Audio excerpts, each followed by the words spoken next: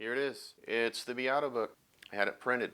At the end of the video, there's a trick to the Beato Book that will make this review 180. What's the Beato Book? Now, what is in it? Should you get it? Well, Rick Beato's the Dave Ramsey of music YouTube. He's the blues grandfather, the Silver Fox, the Wilford Brimley. This is the oatmeal, right, that he's pimping for the Beatus. Rick has his channel. It's one of the top channels for not only music, but guitarists go to it. Non-guitarists go for the music theory, the song breakdowns, the way he goes through the top pop songs and tries to find good things about them. Rick has the best interviews of musicians like Sting, Frampton, Kiko Loureiro, who's a channel friend, Derek Trucks, all the Seattle people. He has great song breakdowns. He has this boomer side that people get a little upset about, where he, is talking about pop music's fallen off.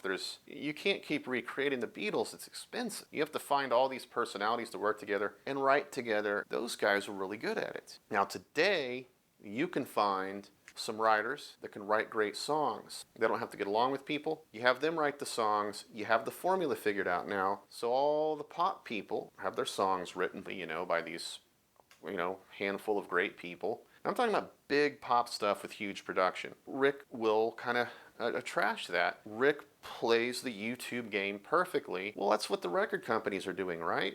They're playing the game in the most efficient manner for them. It's not the best thing for music, but Beato's channel, there's the clickbait. There's the, I'm going to have to do that too, I'm sure. So is it any different than what he's complaining about? Probably not. Now, of course, the problem with that is everything gets demonetized. So I bought the Beato Book and had it printed and bound, but he cannot monetize most of his videos. He puts a ton of work into these things. He travels. To get to these bigger artists, he has to go to LA. I know, horrible thing to have to go to LA. But he's got to pay for that. If you're demonetized all the time, you need merch. Rick's merch is a teaching merch. So when I bought this book, I thought, I'm going to learn the stuff in it. I was wrong. The book is, first of all, chapter 5 is the last chapter of the book. It starts on page 496. I'm sorry, 468, but the last piece of that is 496. The last page number count I have, 498. This back page, 499. Almost 500 pages. Here's what I found. See, we don't need this. We don't need Siri. That's the thing. Should you get this book? Yes and no. If you're buying this book as a beginner to get going, no. If you're buying this book to support Rick's channel, yes. Buy the book. The next year, buy the ear training. It's the same as any other ear training. Buy it to support his channel. So if you want to support him, this is the merch. The book is useful. That's at the end, because I didn't know this until I caught one of Rick's streams. Pages and pages of neck diagrams. I'm not going to show you the book because you got to buy it. There's not much tab if you're into that thing. Now, trust me, you don't need tab. That's not what this is about. But there's no context. It is all diagrams. It's as if you bought somebody's Berkeley music theory notes. This will cover triads, spread triads, modes, scales. Let me see. Let me read the chapter list real quick. Brett Shull's not in here. I was hoping. So the first chapter is theory and harmony. Triads, scales. Get some Shull. Triads, scales. Triads, scales. Now here's the triadic superimposition chart. Parentheses, dominant 7. We're going from intervals to chord and families and scales and chords and Himalayan salt lamps. And I actually don't recommend printing this for yourself because there's color-coded major 6, major 3rd, perfect 5th, and root. Those are color-coded. I can read them, of course, but when you have the color code, you can find the red root quicker.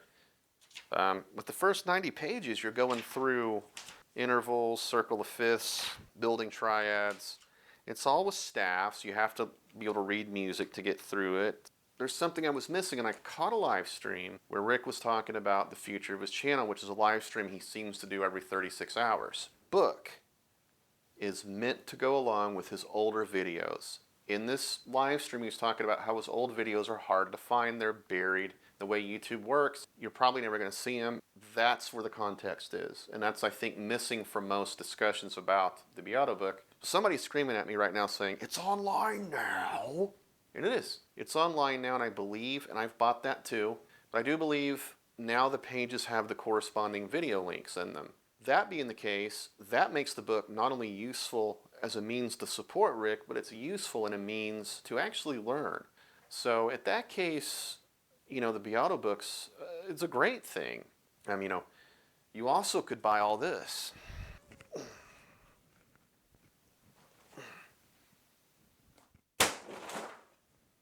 Oh, there's more. Now to confess, one's the real book. If you have one of the old ones, like this is the 4.0 just before the online, they're meant to go with videos. So if you're going to buy the Beato book, probably get the online one. Make sure it has the videos. We do want to support Rick. He's got a great channel. He is memeable.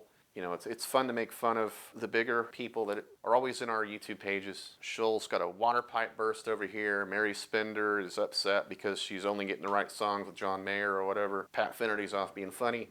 Marty Music's teaching how to play a Led Zeppelin song for the 50th time. At the end of the day, we need to support, our people. So triad scales, get some Shull triad scales, triad scales. So should you buy the Beato book?